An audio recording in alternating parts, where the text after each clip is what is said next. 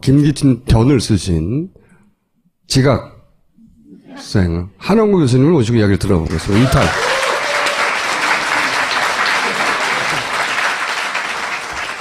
다른 얘기 이어가기 전에 김기춘 전 비서실장이 무엇을 어떻게 지시했냐를 들여다볼 좋은 자료가 하나 김영환 전 민정수석 비망록에 남아있잖아요. 근데 보면 세월호에 대해서 이렇게 얘기해요. 세월호 단식을 하고 있으니까 단식.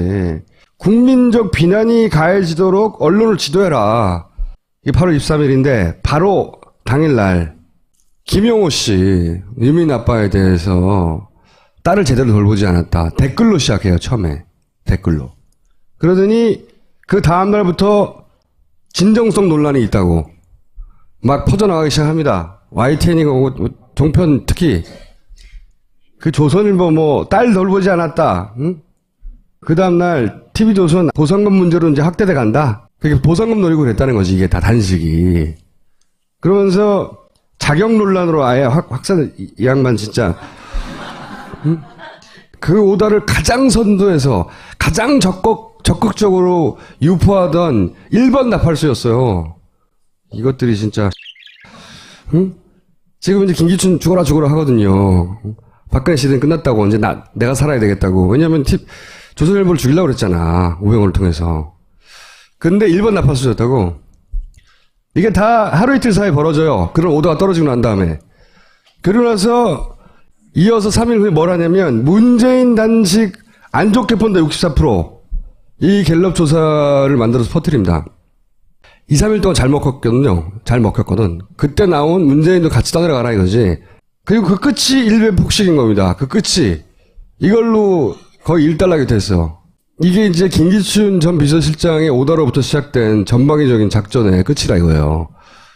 그러면서 그때 그 메모에 제 눈에 팍 박힌 단어가 뭐냐면 자살방조죄, 자살만족죄. 제가 이걸 보자마자 이건 진짜 김기춘 적이다. 응? 진짜 악마적이다 이 사람. 이 자살방조죄로 장사를 잘해먹은 사람이에요. 유서대필? 그렇죠.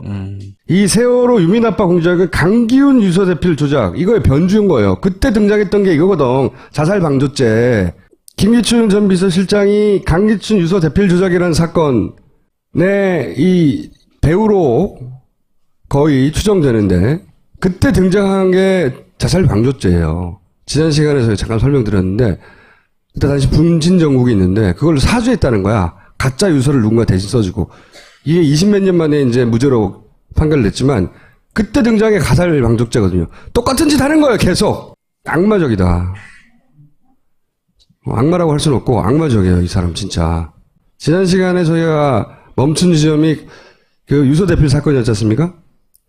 교수님도 그 생각하셨죠? 이거 보고. 깜짝 놀랐죠. 초원복집부터 이제 오늘 할 차례예요. 네.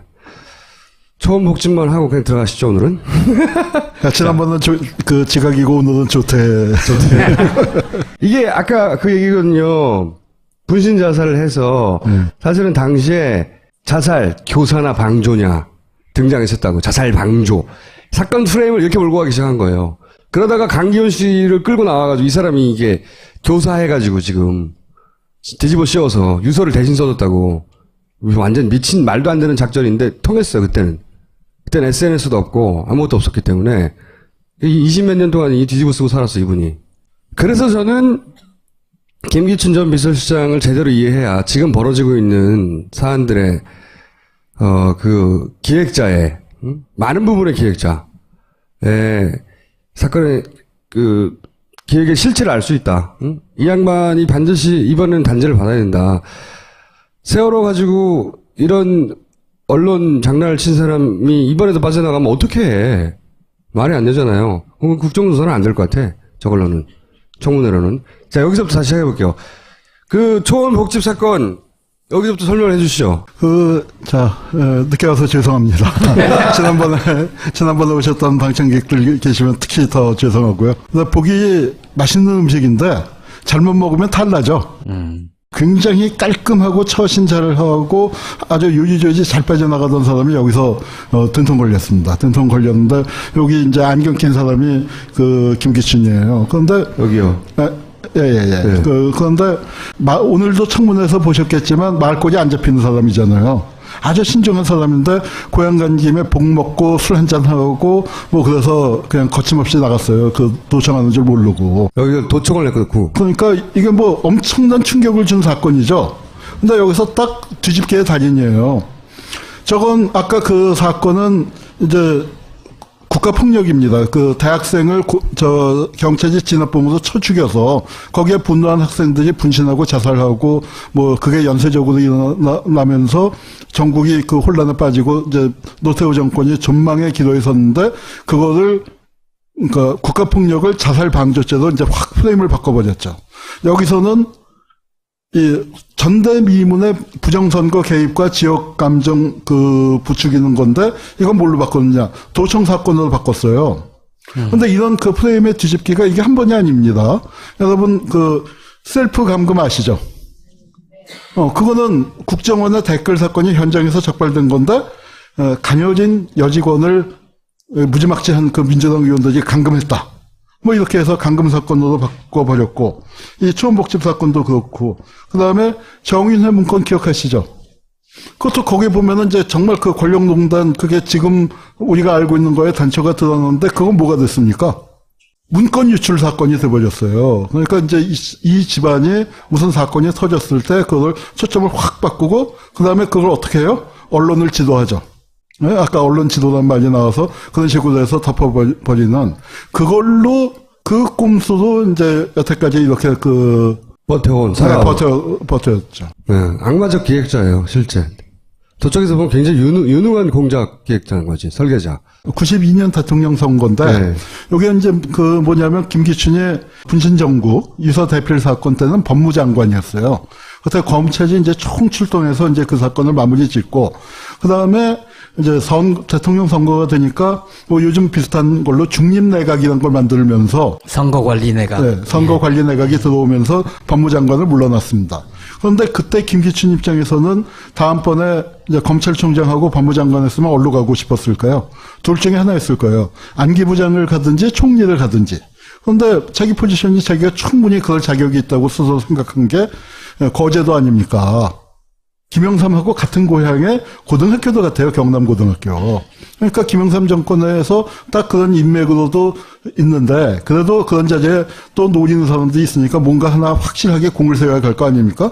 그래서 부산에서 이제 그 김영삼의 몰표가 나오도록 공작을 해야 하는데 우리나라 지역 감정이 심하기 때문에 부산에서 원래 몰표가 나오게 돼 있지만 이런 게 있죠.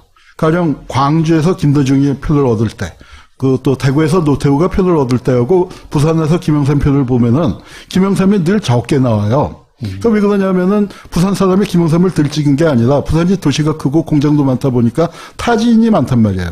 광주 사람도 전라도 사람도 많이 가 있고 뭐 충청도 사람도 가 있고 하니까 김영삼 득표율이 좀 적은데 그 득표율을 이제 많이 끌어올리고 그거 내가 했어. 하고 이렇게 이제 공작을 하려고 하다가 이제 이게 이렇게 사진 찍히는 바람에 아주 일생일대의 위기를 맞게 되는 겁니다. 소위 말하는 3당 합당 때거든요. 3당 합당. 그래서 TK가 PK를 이제 포섭하는 그때였는데 사투리, 경상도 사투리 같이 쓰는 우리가 뭐 남이가 이러면서 당시만 하더라도 부산이 이제 그 김영삼한테 몰표가 나오나 그러지 않은 야도에 가까운 성격의 도시였는데 이때부터 몰표가 나오는데 그때 그런 공작을 기획하는 회의에 참석했다가 딱 잡힌 거예요. 정주영 쪽에서 정몽준 했던가요, 이게? 정몽준 밑에 사람들이 한 겁니다. 정몽준 라인에서 아버지가 이제 대통령 선거 나가니까 이거를 도청을 해가지고 사진을 찍고 이제 큰일 났다 했는데 바로 뒤집혔죠, 다음날. 도청이 더 나쁘다고. 조선일보가 가장 크게 때렸어요. 도청이 더 나쁘다고. 그 독수독과 이론하고 비슷한 거죠. 네. 예전에 삼성 나왔을 때도 부정한 방식으로 증거가 될 수 없다 뭐 이런 식의. 그래서 노회찬이 큰 고생한 것처럼. 자, 이 사건이 딱 벌어졌어요. 그래서 딱 잡혔어. 소리도 다 녹음되고 사진도 다 찍히고 딱 잡혔어요. 지금도 남아있는 초원복국지. 네, 아주 유서 깊은 곳입니다. 한번 가보세요. 즉석이 빠졌네, 즉석. 이래가지고 처음에는 막 충격적이었거든요. 들킨 거예요. 그렇게 하겠거니 했던 게 너무나 생생하게 들킨 거지. 한겨레 신문 같네요. 네, 한겨레 신문 맞습니다. 왜냐하면 충격 이런 단어를 그때는 안 썼어요. 다른 매체들은. 조선일보는 바로 뒤집었고. 이렇게 해서 이제 큰 재가를 드디어 치르는구나 싶었는데 또 빠져나갔죠. 빠져나갔죠. 그게 아주 이제 기가 막힌 건데요. 네. 이 지역 감정이 일어나야 돼! 이렇게 말을 했었거든. 일어나야 해! 라고. 근데 또 비하인드 스토리가 있는 게 뭐냐면은 김기춘의 처가가 광주예요. 그래서 그 광주의 초임 그 검사 때 광주지검으로 발령을 받아서 거기서 이제 하여튼 그 법대 동창의 그 저 여동생하고 결혼을 했는데 뭐 굉장한 애처가로 소문나 있습니다. 우리 저 자백에도 우정 출연하셨죠. 그 부인이. 그래서 이제 마이크 드리는데도 가만히 기품 있게 그 앉아 계신 그 분이 그 광주 분인데 개인적으로는 광주에 처가를 두고 애처가로 소문난 분이 우리 역사에서 최악의 이 지역 감정을 부추긴 걸 보고 참, 야, 정치라는 게 참 무섭구나. 정치가 무섭기 이전 이 사람이 악마적이에요. 네, 진짜. 이 양반이 이제 실제로 기소가 되긴 됐죠. 기소가 됐는데, 네. 불구속 기소가 됐는데, 이제 이거를, 그러니까 검찰이 법을 갖고 장난을 치는데요. 그러니까 뭐냐면은 우리가 이제 이번에도 그러니까 그 사건이 터졌을 때 무슨 죄를 적용하느냐를 잘 봐야 됩니다. 뭐 이번에 직권남용죄 적용했는데 저거 헌재 가서 들 수 있을지 없을지 모르겠다. 특검에서는 뇌물죄를 적용하겠다. 이제 이렇게 나오고 있는 것처럼 여기서는 이제 이 사건을 김기춘이 이제 된통 걸렸기 때문에 어떻게 하기는 하는데 뭐냐면은 봐주기도 마음먹고 수사를 한 겁니다. 뭐, 다른 얘기지만, 우리 돌아가신 신영복 선생님이 그런 말씀을 하신 적이 있어요. 자기가, 이 사형을 구형받았단 말이에요. 그런데 군 법무관이 툭 치면서 너무 걱정하지 말라고 그러더래요. 사형을 구형해 놓고서. 그래서 이게 무슨 얘기야 했더니, 법을 엉터리로 일부러 적용을 해갖고, 대법원 가서 무죄가 나도록, 파기환송 나도록 일부러 적용을 했는데, 그러면서 너무 걱정하지 말라 했는데, 여기서도 보면은 빠져나갈 군역을 다 준 겁니다. 우선, 딴 사람들은 다 빠져나가게 해줬어요. 딴 사람들은, 왜냐하면은 저거를 기관장 모임인데, 관계기관 대책회의에서, 야, 검찰청에 모여라, 뭐, 도청에 모여라, 시청에 모여라, 그렇게 한 건 아니잖아요. 복집에서 모였잖아요, 복집에서. 그러니까 저건 어디까지나 사적인 모임이다.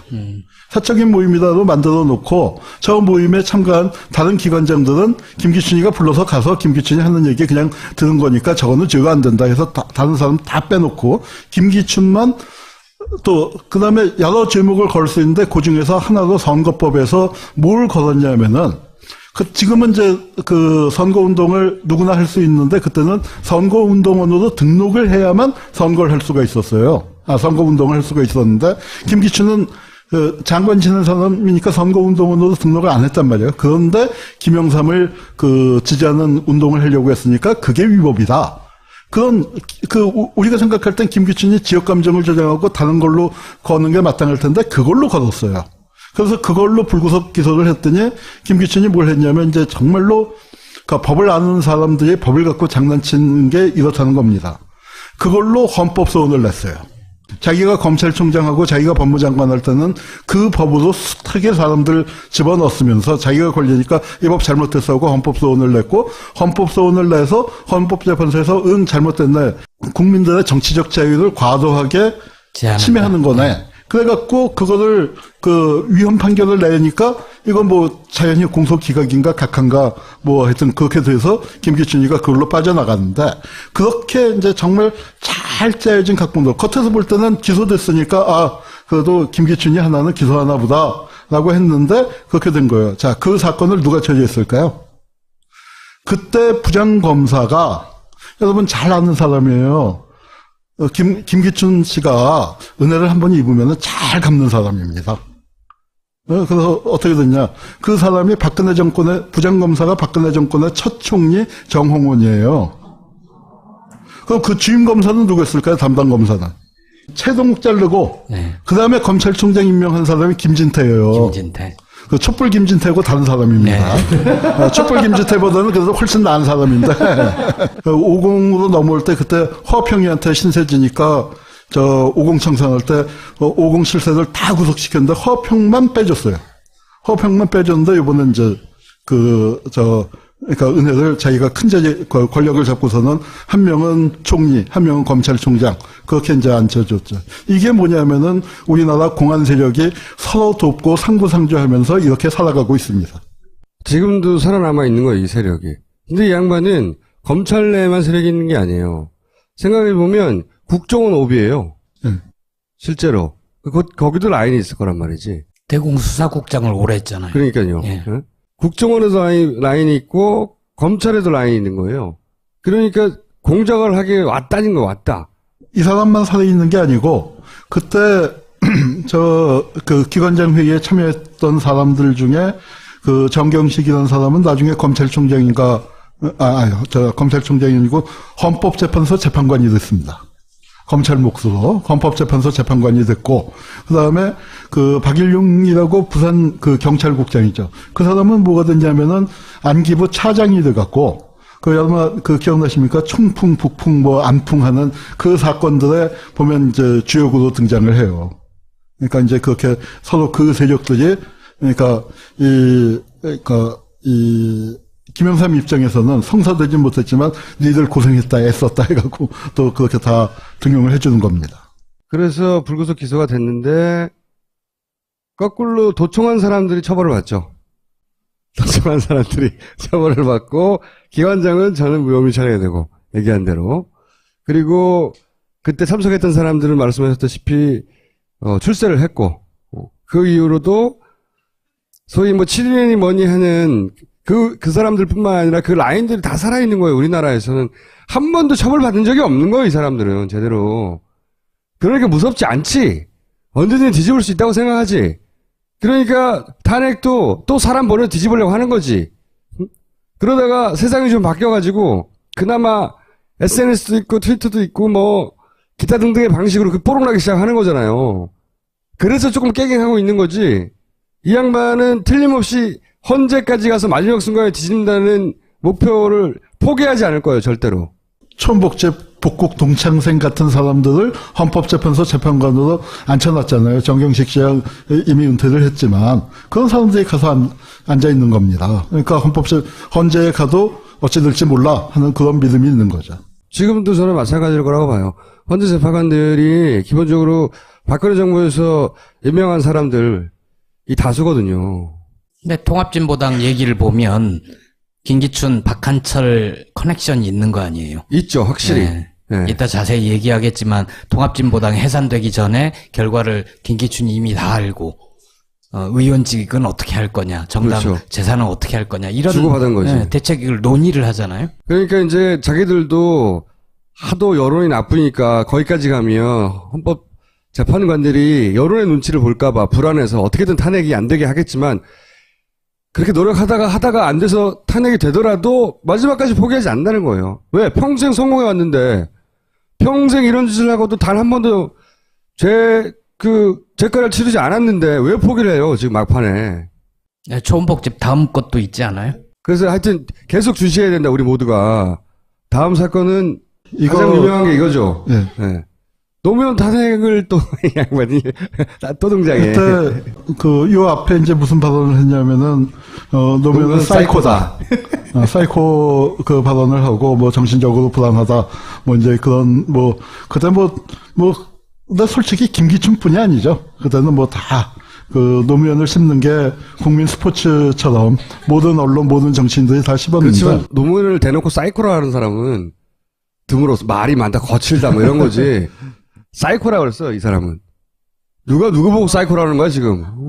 근데 이 사진이 정말 역사적인 사진이에요. 이게 뭐냐면은 이제 요 앞에 보면은 그러니까 이 국회에서는 뭐 유시민이 뭐 김근태, 정동영, 임종석 뭐 다 울부짖고 난리가 나고 네. 정말 아마 그 을사한 늑약이 체결됐을 때 종로거리에서 시민들이 그렇게 울었을 성시피 실성하다시피 울었죠. 우리가 탄핵을 노무현 겁질라고 했나 보다 하다가 진짜 가결을 시켜버리니까 사람들이 실감이 안 났던 거예요. 그러니까 이 정말 그때 나온 그 일반 시민들 타결됐다는 뉴스를 듣고서 그 제일 그 솔직하게 보인 반응이 저것들이 미쳤나.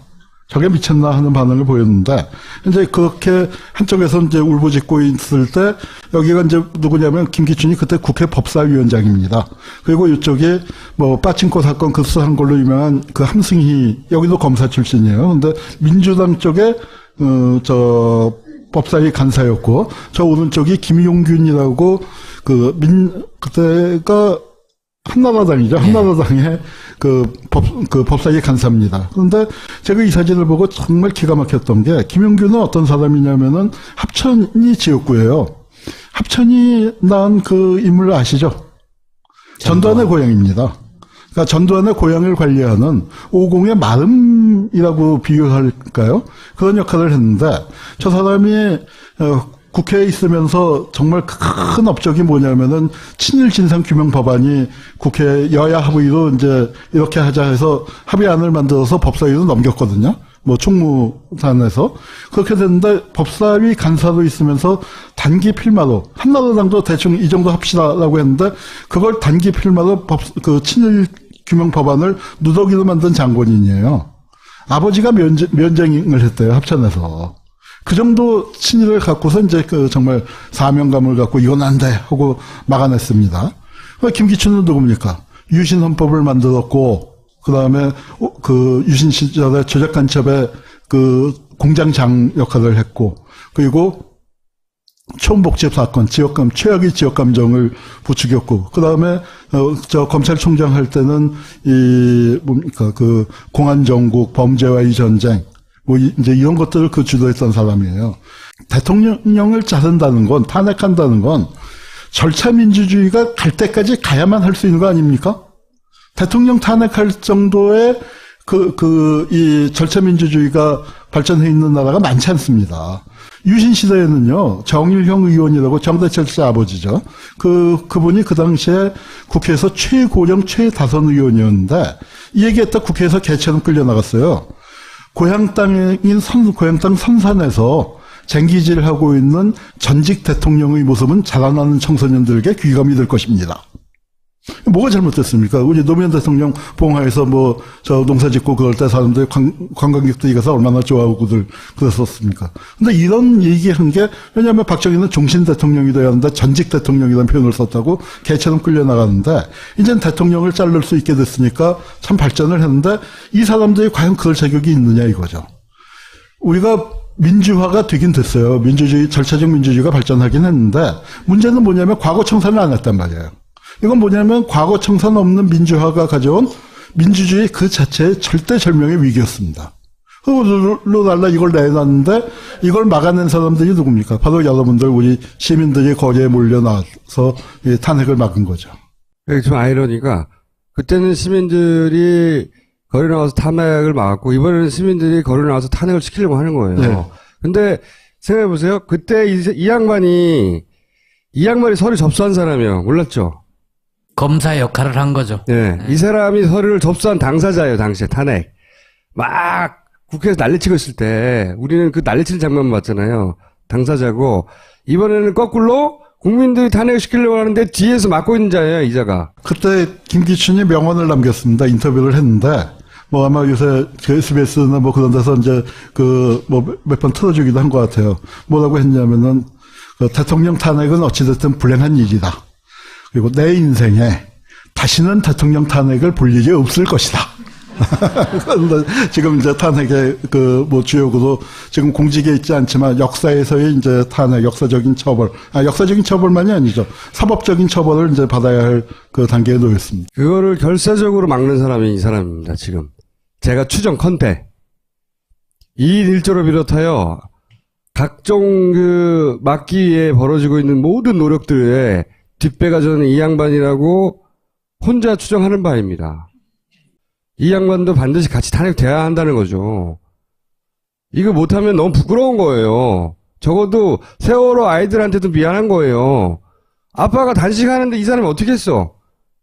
뜬 거거든, 진짜. 라디오 하면서 욕하고 싶어서 어떡해요? 나도 이제 미치겠어, 생방송 하다가. 이게 끝인가요? 이 김기춘과 라면이 아주 깊은 인연이 있습니다. 뭐냐면은 검찰총장 하고 있을 때 이른바 그때 이제 그 주로 공안 정국이었죠. 그리고 범죄와의 전쟁하는데 아니다. 우리 검찰이 따뜻하고 민생에 대해서도 이렇게 신경을 쓴다. 사람들의 먹거리에 대해서도 이렇게 그 관심을 갖는다 해서 검찰의 야심작으로 한 게 그 어떤 라면 문제를 건드렸는데 삼양 유지파동. 그 유명한 공업용 우지파동이에요. 라면을 튀기는데 요새는 뭐 팜유, 옥수수유, 이제 그 식물성 기름으로 튀긴다는데 그때는 쇠고기 기름으로 튀겼습니다. 근데 거기에다가 쇠고기 기름이 저도 이제 오늘 여기 오기 전에 자료를 찾아보니까 등급이 12개인가 있었는데 삼양에서 쓴 거는 2등급으로 아주 좋은 상질, 좋은 품질을 썼는데 거기에다가 딱 붙인 게 공업용이라는 딱지를 붙였대요. 근데 우지는 그냥 등급이 있을 뿐이지 따로 공업용이 따로 없어요. 따로 없는데 공업용으로 쓸 수도 있겠죠. 그럼요. 그런데 2등급을 갖다가 공업용으로 쓰는 사람은 없죠. 보통 이제 11등급, 12등급 그런 걸 공업용으로 쓰겠고 1등급, 2등급을 그 식품으로 쓰는데 대량 생산하는 데서 2등급 썼으면은 굉장히 잘 쓴 건데 그걸 갖다가 이제 그 공업용 우지로 해서 했기 때문에 삼양라면이 제일 먼저 시작을 했거든요, 라면을. 그래서 이제 그 압도적인 시장 점유율을 갖고 있었는데 그게 뒤집힌 겁니다. 예. 거기서 그 삼양은 거의 부도 위기에까지 몰리고 대리점 하던 사람들 자살하고 난리가 났었죠. 난리가 났었는데 그 사건에 그 당시에 검찰총장이고 그 공무용 우지 파동, 그러니까 우리 라면 업계의 지각 변동을 가져온 그 장본인이었는데 또 재밌는 거는 이제 이 김기춘의 동생뻘 되는 사람으로 고영주라고 잘 아시죠? 문재인이나 아무나 보고 저거 빨갱이라고 하는 우리나라 최고의 빨갱이 감별사. 이사장이잖아요. 네. 그렇죠? 박문진 박문진 이사장. 이사장인데 그 전에는 뭘 했냐면은 걔네당 있죠, 걔네당. 그쪽 당 추천으로 세월호 진상규명 특위에 가서 세월호 진실 인양을 딱 가로막고 있었던 그자가 바로 고영주인데 이 공안 검사들을요, 인사 이동을 하다 보면은 공안만 하지는 않을 거 아니에요. 형사에 가면은 꼭 사건을 치는데 그때 그 사람은 뭘 갖고 사건을 쳤냐면은 포르말린 통조림이라고 혹시 기억나시는지 모르겠어요. 우리 골뱅이에 포르말린을 넣었다. 와, 이거 끔찍한 거 아니에요. 이게 괴물 영화에 나오는 게 그 포르말린입니다. 그거 먹고 이제 한강에서 괴물이 나왔다는 건데 그 포르말린을 통조림에다가 넣었다 해서 방부제 비슷하게 넣었다 해서 이제 문제가 아주 커졌었는데 나중에 생물학자, 화학자들이 하는 얘기가 뭐냐면은 자연 상태에서 독성이 없는 포르말린이 생길 수가 있다는 거예요, 통조림에. 그런데 그걸 갖다가 무슨 이제 엄청난 것처럼 이제 터뜨렸는데 이게 아마 공안통에 있는 사람들이 그런 중병이 있나 봐요. 뭔가 사건을 만들어야 하는. 여기가 미스터 법질서에다 미스터 클린이거든요. 그래서 나는 돈 문제도 깨끗해. 이제 이렇게 했는데 이 라면의 슬픈 역사, 라면의 흑역사를 보면서 그러니까 돈 문제도 이거 김기춘 이거 좀 파봐야 하지 않을까 그런 생각해봤습니다. 그때 검찰총장으로서 관여한 바가 있지 않나는 추정을 하시는 거예요? 아니, 검찰총장으로서 자기가 업적 중에 하나로 꼽았죠. 그때 그래서 농심이 네. 고마워해서 네. 결과를 고마워해서 이런 관계를 맺고 있는 게 아닌가라고 생각할 수도 있고 적극적으로 관여한 거 아닌가 생각할 수도 있으나 거기까지 가면은 고소고발을 각오하시고 말씀하세요. 그러니까 이제 법률 고문이라는 게 얼마나 어떤 법률 자문을 한지 모르겠습니다만 최근에 나온 보도를 보니까 매월 1,000만 원이래요. 그냥 5년 했다고 치면은 그러면 그게 6억인 거죠. 그러니까 이제 그런 부분들을 우리가 이게 정상적인 그러니까 우리 이제 수임료만 갖고 따지는데 수임료 아닌 그런 관계들, 그런 것들을 어떻게 봐야 할지 참 여러 가지 고민입니다. 그런데 재밌는 거는 사건 직후에는 안 맡았어요. 왜냐? 자기가 더 좋은 자리로 갈 수 있으니까.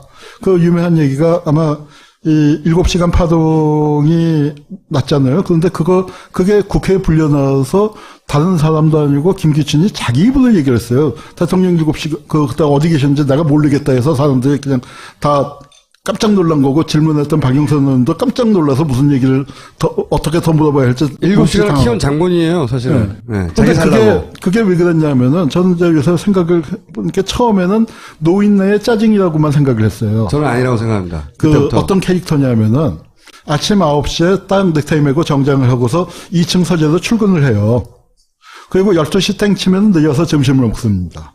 그리고 1시에 다시 서재로 올라가고 6시 땡 하면은 다시 내려서 그제서 비로소 넥타이를 푸는 사람이에요. 그러니까 굉장히 이제 그런 면에서 칼 같은 그러니까 생활을 하는데 비서실장이 됐는데 9시 정각에 대통령이 출근을 안 해요.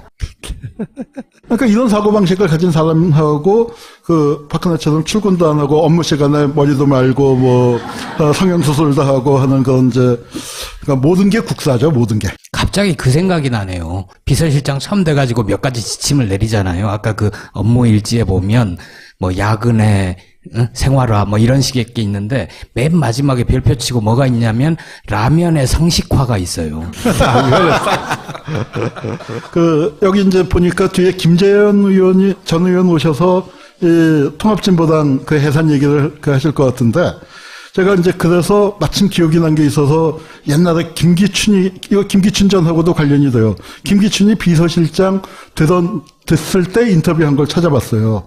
그랬더니 뭐라고 썼냐면은 그 김기춘과 남재준 기억나세요? 그때 국정원장이죠. 네. 둘이 합작해서 민중탄압을 할 테니까 대비해야 한다. 민중탄압을 해야. 그런데 사실은 제가 이렇게 예언을 해놓고도 저도 놀랐어요. 왜냐하면 통합진보당이 원내 제3당인데 저걸 해산시킬 거라고는 저는 큰 간첩 사건 하나쯤 터질 줄 알았는데 통합진보당에 뭐 간첩이 뭐 며칠 들어와 있다. 뭐 그 국회의원 하나쯤 포함해서 그 정도 사건 터질 줄 알았는데 당을 깨버릴 줄은 몰랐습니다. 그 다음에 또 제가 이런 얘기를 했네요. 제가 봐도 신기해요. 우리가 드디어 박정희 신드롬을 박근혜에 대한 환멸과 함께 묻어버리게 될 것 같다. 지금 교수님이 자기 칭찬하는 그런 거예요? 말을 했고 자기 입으로? 박근혜 정권이 5년을 갈지 얼마를 갈지 모르지만 또 그런 얘기도 했네요. 그러면서 그러니까 이게 뭐냐면은 이제 김기춘이 등장하고 난 다음에 우리가 또 빠진 게 있어요. 뭐냐면은 용산 참사예요. 그 이명박 정권에서 최악의 그 인사 참사로 꼽을 수 있는 게 어청수 경찰청장 기억나세요? 그 경찰청장에서 경질을 했어요. 우리 입장에서는 명박산성도 쌓고 물대포도 쏴서 이 경찰 촛불을 끈 사람 아닙니까? 진압을 한 사람인데 그럼 승진을 시켜줘야 할 것 같은데 경질을 시킨 건 뭐예요? 이런 촛불 나오면 더 세게 밟아라 해요. 그래서 앉힌 게 김석기고 김석기가 앉자마자 뭐가 일어났습니까? 용산 참사가 일어나는 거거든요. 그래서 저는 김기춘이가 비서실장이 됐을 때 깜짝 놀란 게 야, 이거는 민주주의의 용산 참사가 다가오겠구나. 생각을 했는데 그게 통합진보당 해산으로 나타났습니다. 저는 박근혜가 뭐 탄핵을 받든 자리에서 쫓겨나는 것이 이 시점은 세월호 사건이 터지기 전이었는데 아마도 부정선거가 밝혀져서 닉슨이 그 사임했던 것처럼 그렇게 이제 탄핵을 받거나 뭐 사임하는 그런 상황이 올 줄 알았는데 뭐 그 점은 좀 틀렸지만 하여튼 그러니까 이 지금 박근혜의 사임의 근처까지 왔죠. 그런데 여러분 절대로 안심하고 낙관하지 마십시오. 우리 해방 직후에 친일파 청산에 실패할 거라고 누가 상상이나 했겠습니까? 그런데 그때 못했고 6월 항쟁 때 누가 직선제도에서 질 거라고 생각했습니까? 그때 못했고 우리 2004년 탄핵 끝나고 난 다음에 한나라당 저거 영남 자민련으로 찍어트릴 수 있을 것이다 다 상상했는데 국가보안법도 폐지 못 시켰어요. 저 외환위기 때 재벌 해체도 못 시켰어요. 그랬더니 18년 지났더니 재벌들이 노동개혁하자고 여러분을 개혁하자고 달려들고요. 2004년도에 그 좋은 환경 우리 대중들은 대통령 살려냈고 새 국회까지 만들어줬어요. 민주노동당 열석 의회에 진출시켜줬어요. 그런데 국가보안법을 폐지를 못 시켰습니다. 그러고 딱 10년 지난 다음에 김기춘이가 그 국가보안법을 휘둘러서 통합진보당을 해산시킨 거예요. 역사적인 찬스를 놓치면은 우리가 반드시 역사적인 보복을 당하게 되어 있습니다. 이번에 우리가 정말로 두 눈 부릅뜨고 끝까지 저는 박근혜 날아갈 거고요. 김기춘도 날아가고 우병우도 날아갈 거예요. 그러나 그 몇 명이 날아가는 게 아니라 그런 그 세력들을 정말로 해체하는 작업들, 그 작업에 우리가 정말로 철저하게 가야 한다고 생각을 합니다. 지난번에 이제 우리 반헌법 행위자 열전 편찬위원회 뭐 이거 그 광고를 나갔더니 전 파파이스의 그 시청자분들이 굉장히 충성도가 높으신 것 같아요. 오늘 총수께서 한마디 더 좀 해주셔야 합니다. 저렇게 나오면 곤란한데 몹시 곤란. 그러니까 인물 열전을 만들자는 거죠. 네, 왜냐하면은 지금 들어도 놀랍잖아요. 우리 헌법을 파기한 사람들, 반헌법 행위자들을 300명을 고르려고 하는데 제가 내일부터 이제 인물 선정을 다시 우리 그 조사원들하고 피튀기게 해야 할 것 같아요. 왜냐면은 이 사람은 꼭 나야 한다. 안 된다. 300명 이렇게 하다가 1000명 넘는다. 저는 이제 빼려고 하고 제가 상당히 많이 그 나쁜 놈들 봐줘야 하고, 그 다음에 이제 이거 질문을, 그 방송을 들었다고 해서, 이제 뭐 누굴 만나서 얘기를 하다가 참 고민스러웠습니다. 그 한국전쟁 때 50명, 100명 동네에서 학살한 놈하고 김기춘하고 어떤 놈이 더 나쁜 놈 같아요? 그렇게 물어봤더니 고민을 크게 하다가, 그래도 김기춘이 더 나쁜 놈 같은데요? 네, 그래요. 그래서 뭐 제가 그분의 뜻을 존중하고 다시 질문을 했죠. 그러면은 500명이나 한 1000명쯤 학살한 놈하고 김기춘은 누가 더 나쁜 놈일까요? 그런데 제가 지금 그렇게 해서 300명을 치려야 돼요. 그럼 김기춘이는 거기서 순위가 몇일까요? 지금 우리가 볼 때는 정말 1등으로 뽑아주고 싶은데 그렇게 치면은 이게 몇 등이 될지 모르겠습니다. 아주 경쟁이 치열해요. 여기 들면 가문의 영광이에요. 가문의 영광인데 지금 그런 사람들을 사실은 뭐 정말 친일명사전 일제 36년 기간 갖고 5,000명을 했는데 이건 그렇게 그 정도의 기준을 갖고 꼽자면 훨씬 많죠. 훨씬 많은데 뭐 그거 어쩝니까? 김기춘이가 지금도 인재하고 있고 황교안이는 내일 모레 대통령 권한대행이 될 판이고 고영준은 MBC 이사장 하고 있는데 이런 사람을 몇천 명을 무슨 수로 조사를 합니까? 그래서 이거를 정리하는 거를 제가 참 눈물을 머금고 300명을 하려고 하는데, 벅차요. 그래서 여러분들께서 좀 적극적으로, 파파이스 시청자 여러분들, 청취자 여러분들께서 적극적으로 동참해 주시길 바라고, 다 같이 정말 좋은 세상 만들었으면 좋겠습니다.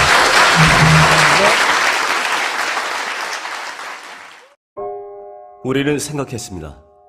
실외는 가까운 곳에 있다고. 우리가 파는 것은 음료 몇 잔일지 모르지만 거기에 담겨있는 것이 정직함이라면 세상은 보다 건강해질 것입니다. 그래서 아낌없이 담았습니다. 평산네이처 아로니아 친. 지금 딴지마켓에서 구입하십시오. 신발 안에 숨어 발의 편안함을 돕는 자, 발바닥 전체에 영향력을 행사하며 숨쉬는 이중 아치 구조 실리콘 돌기. 깔창 하나로 내가 가진 모든 신발에 미치는 파급력. 실리콘 소재의 내구성과 긴 수명, 변하지 않고 오래도록 당신의 발을 지켜줄 내 발바닥의 비선 실세 빌바운드 깔창. 딴지마켓에 있습니다. 처음 복집만 하고 그냥 들어가시죠, 오늘은? 지난번은 그 지각이고 오늘은 좋대. 이게 아까 그 얘기거든요. 분신 자살을 해서 사실은 당시에 자살, 교사나 방조냐 등장했었다고. 자살, 방조. 사건 프레임을 이렇게 몰고 가기 시작한 거예요. 그러다가 강기훈 씨를 끌고 나와가지고 이 사람이 이게 교사해가지고 지금 뒤집어 씌워서 유서를 대신 써줬다고. 완전 미친 말도 안 되는 작전인데 통했어요, 그때는. 그때는 SNS도 없고 아무것도 없었기 때문에 20몇 년 동안 이 뒤집어 쓰고 살았어, 이분이. 그래서 저는 김기춘 전 비서실장을 제대로 이해해야 지금 벌어지고 있는 사안들의 그 기획자의 많은 부분의 기획자의 사건의 그 기획의 실체를 알 수 있다. 이 양반이 반드시 이번에는 단죄를 받아야 된다. 세월호 가지고 이런 언론 장난을 친 사람이 이번에도 빠져나가면 어떻게 해? 말이 안 되잖아요. 국정조사는 안 될 것 같아. 저걸로는. 있다는 거지, 이게 다 단식이. 그러면서 자격 논란으로 아예 확산, 이 양반 진짜. 그 오다를 가장 선두에서 가장 적극적으로 유포하던 1번 나팔수였어요. 이것들이 진짜. 지금 이제 김기춘 죽어라 하거든요. 박근혜 시대는 끝났다고, 언제 내가 살아야 되겠다고. 왜냐면 조선일보를 죽이려고 그랬잖아. 우병우를 통해서. 근데 1번 나팔수였다고. 이게 다 하루 이틀 사이에 벌어져요. 그런 오더가 떨어지고 난 다음에. 그러고 나서 이어서 3일 후에 뭘 하냐면 문재인 단식 안 좋게 본다 64%. 이 갤럽 조사를 만들어서 퍼뜨립니다. 2, 3일 동안 잘 먹혔거든요. 잘 먹혔거든. 그때 나온 문재인도 같이 떠내려가라 이거지. 그리고 그 끝이 일배폭식인 겁니다. 그 끝이. 이걸로 거의 일단락이 됐어. 이게 이제 김기춘 전 비서실장의 오더로부터 시작된 전방위적인 작전의 끝이라 이거예요. 그러면서 그때 그 메모에 제 눈에 팍 박힌 단어가 뭐냐면 김기춘 변을 쓰신 지각생 한원구 교수님을 모시고 이야기를 들어보겠습니다. 일탈.